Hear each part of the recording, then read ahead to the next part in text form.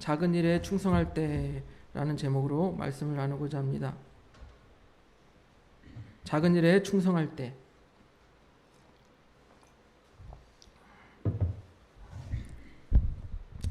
우리는 가끔 이런 생각을 하게 됩니다. 저 사람은 어떻게 저렇게 돈을 많이 벌었지? 물론 여러 가지 이유가 있을 것입니다. 열심히 일을 해서 돈을 많이 벌었을 수도 있고, 또한 절약을 많이 해서 돈을 많이 벌었을 수도 있습니다. 하지만 여러분 생각해 보시기 바랍니다.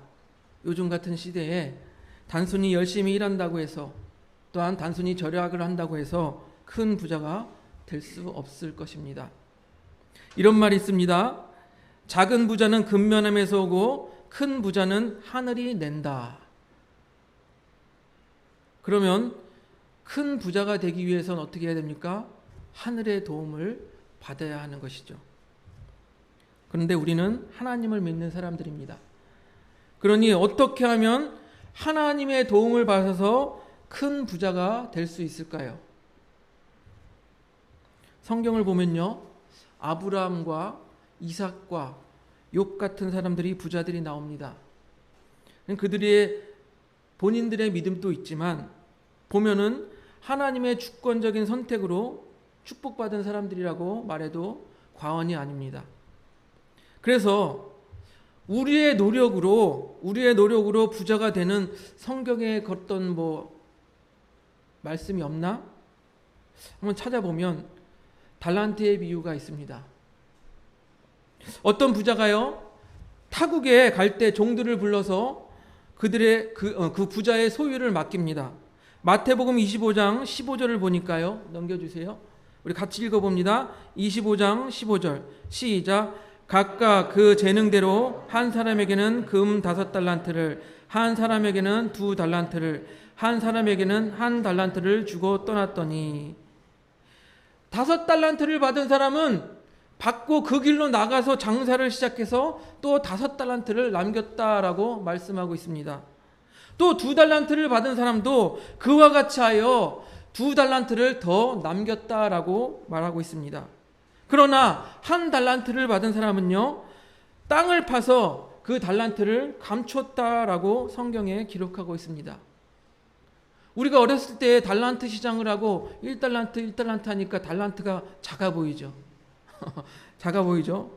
그러나 그렇게 작은 금액이 아닙니다. 금 1달란트가 시대에 따라서 다르지만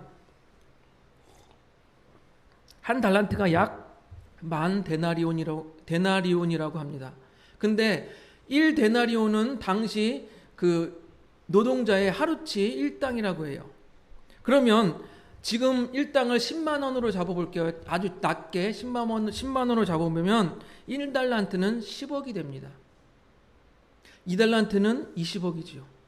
그럼 5달란트는요? 50억이 됩니다. 작은 돈입니까? 아니죠. 그런데 주인이 돌아와서 결산을 하고 나니까 5달란트를 더 남긴 종에게 뭐라고 말합니까? 넘겨주세요. 25장 21절 같이 읽습니다. 시작. 그 주인이 이르되 잘하였도다 착하고 충성된 종아, 내가 적은 일에 충성하였음에 내가 많은 것을 내게 맡기리니 내 주인의 즐거움에 참여할지어다 하고, 뭐라고 말씀하십니까?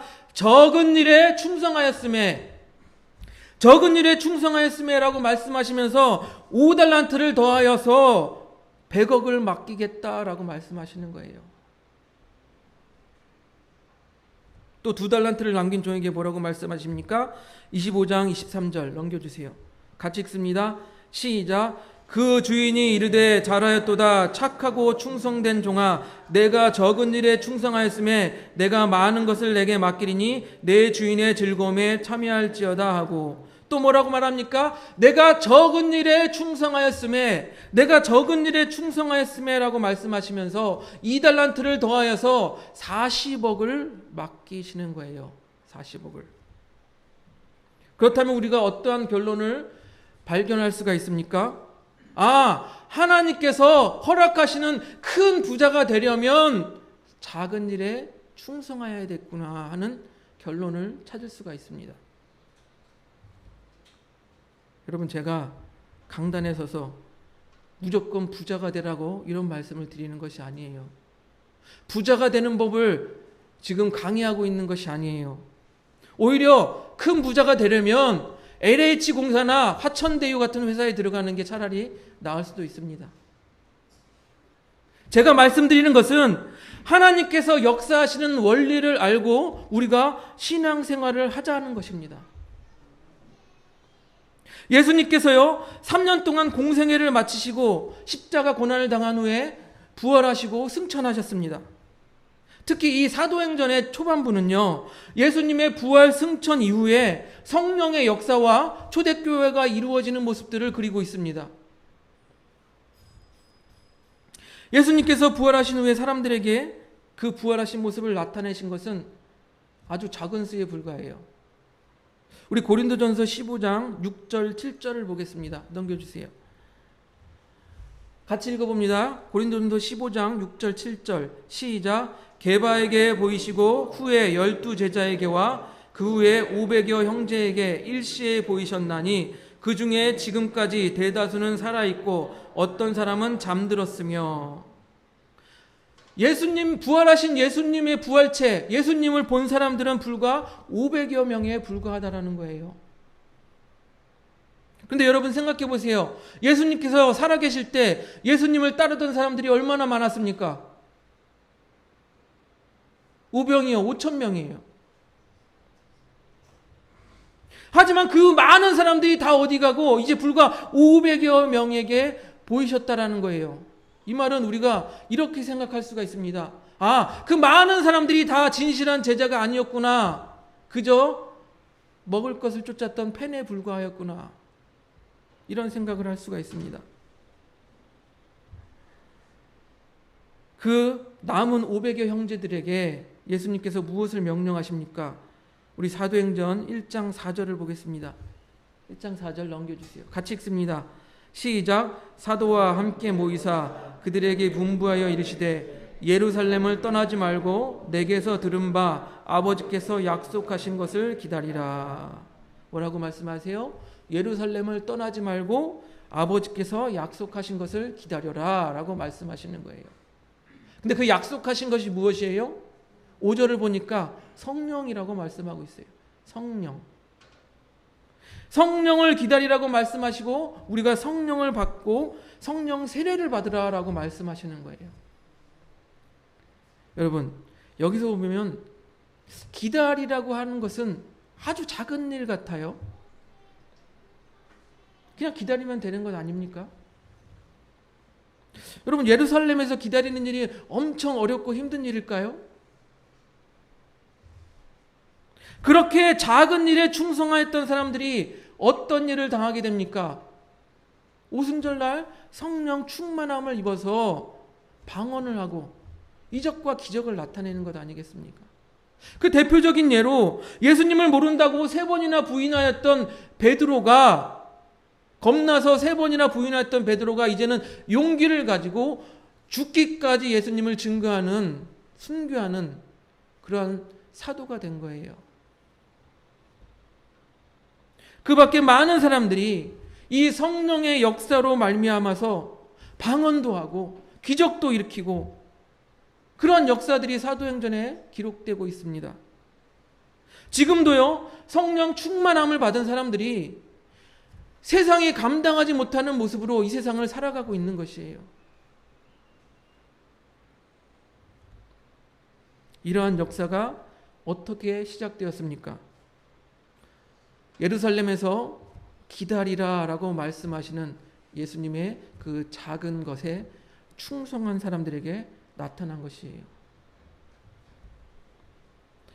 그리고 사도행전 1장 8절을 보시기 바랍니다. 1장 8 넘겨주세요. 같이 읽어봅니다. 시작. 오직 성령이 너에게 임하시면 너희가 권능을 받고 예루살렘과 온 유대와 사마리아와 땅끝까지 이르러 내 증인이 되리라 하시니라. 아멘. 그렇게 성령을 받으면 권능, 능력을 받고 예수님의 증인이 된다라고 말씀하십니다. 그런데 보세요. 이 복음이 전파되는 순서를 잘 보시기 바랍니다. 예루살렘과 온 유대와 그 다음에 사마리아와 땅끝까지 이르러 증인이 되리라 라고 말씀하고 계시는 거예요. 제가 무슨 말씀 드리는지 이해가 되십니까? 예루살렘과 온 유대와 사마리아와 땅끝까지 이르러 증인이 되라 라고 말씀하시는 거예요.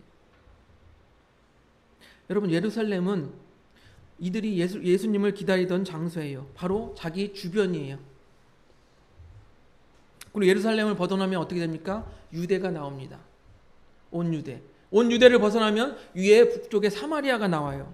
그리고 거기서 벗어나면 땅끝까지 나아갈 수 있다라고 말씀하시는 거예요.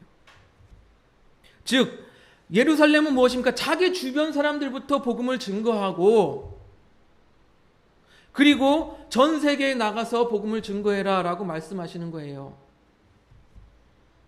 여러분, 자기 동네, 자기 앞집 사람도 전도하지 못하는데 어떻게 멀리 나가서 전도하겠습니까? 먼저 자기 이웃, 자기 동네 사람을 전도하고 그리고 전국으로 나가서 복음을 전하고 그리고 전 세계로 나가서 복음을 전하라 이렇게 말씀하시는 거예요. 점층적으로 그 기업이 확장된다라고 말씀하시는 거예요.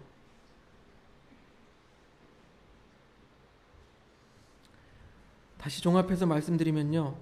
자기 집 앞 사람에게 복음을 전하는 일, 이 작은 일에 충성할 때 전 세계에 나아가서 복음을 전하는 일, 큰 일을 맡기신다라는 거예요. 작은 일에 충성하면 큰 일을 맡기신다라고 말씀하시는 것입니다. 사랑하는 성도 여러분, 하나님께서 우리에게 큰 부자가 되게 하시고 큰 돈을 맡기시는 것은 우리가 작은 일에 충성할 때 가능한 것이에요. 우리가 달란트 비유에서 보았듯이 작은 것이 주어졌을 때, 작은 돈이 주어졌을 때 충성하지 않았는데 어떻게 큰 것을 맡길 수 있겠습니까? 물론 그렇지 않은 경우에 큰 돈을 만지게 되면 어떻게 됩니까? 그 돈이 오히려 교만이 되고 독이 되는 거예요. 그래서 이 작은 일에 충성한다는 것은요, 그만큼 이 물질에 관하여서 이 충성하는 훈련이 되어 있는 상태라고 말씀드릴 수 있는 거예요. 이 하나님이 주시는 작은 물질을 내가 충성되게 사용할 줄 알았을 때 하나님께서 큰 물질을 나에게 맡기신다라는 것입니다. 쉽게 설명드려서 100만 원 벌었을 때 하나님께 드리지 못하면 200만 원, 300만 원 벌어도 드리지 못해요. 마찬가지로 오늘 본문은요, 부활하신 예수님께서 500여 형제에게 나타나 예루살렘에서 약속하신 것을 기다리라는 아주 작은 명령을 하셨습니다. 그 중에 몇몇은 그 작은 것을 지키지 아니하고 충성하지 아니하고 떠난 사람도 있습니다. 하지만 그 작은 명령에 충성하였을 때 그들은 성령 충만함을 받고 이전에 행하지 못하였던, 이전에 바라보지 못했던 하나님의 기적과 역사를 바라볼 수 있게 된 것이에요. 또한 예수님의 증인이 되는 것도 그랬습니다. 가장 가까운 곳 예루살렘, 내 집 앞 가까운 곳부터 충성하였을 때, 그 작은 일에 충성하였을 때 온 유대로 나아가 복음을 전할 수 있고 또 전 세계로 나아가서 땅끝까지 복음을 전할 수 있다라고 말씀하고 계시는 것입니다. 오늘날에는요, 작은 일에 충성하는 사람을 찾아보기 매우 힘듭니다. 저 같은 이 부족한 목사에게도 그렇게 느껴지는데 우리 예수님께서는 더욱더 그러하시지 않을까 생각합니다. 예수님께서도 참 일꾼이 없구나 라고 생각하실지 모르겠어요. 제가 부천에서 사역할 때 새벽 차량 운행을 하였습니다. 새벽 기도. 한 70대 먹은 권사님, 집사님, 노부부가 계셨는데 토요일 날 새벽기도 가는 차량은 타시는데 새벽기도가 끝나고 돌아가는 차량은 타시지 않는 거예요. 왜 그런지 아십니까? 아무도 하지 않는 일, 누구도 하기 싫어하는 일, 화장실 청소를 하기 위해서 집에 돌아갈 때는 차를 타지 않고 화장실 청소를 다 하고 나서 버스를 타고 귀가하셨던 거예요. 그렇게 남아서 토요일마다 남아서 화장실 청소를 하시는 그 노부부를 제가 보면서 오늘 말씀 작은 일에 충성하는 것에 대해서 다시 한번 생각하게 됩니다. 여러분은 작은 일에 충성하는 종이십니까? 아니면 작은 일이라고 귀찮아하시는 종입니까? 우리 모두 작은 일에 충성하여 잘하였다 착하고 충성된 종아, 그러며 또한 천국의 즐거움에 참여할지어다 하고 축복받는 우리 목양 그사랑교회 성도님들이 되시기를 주님의 이름으로 축복드립니다.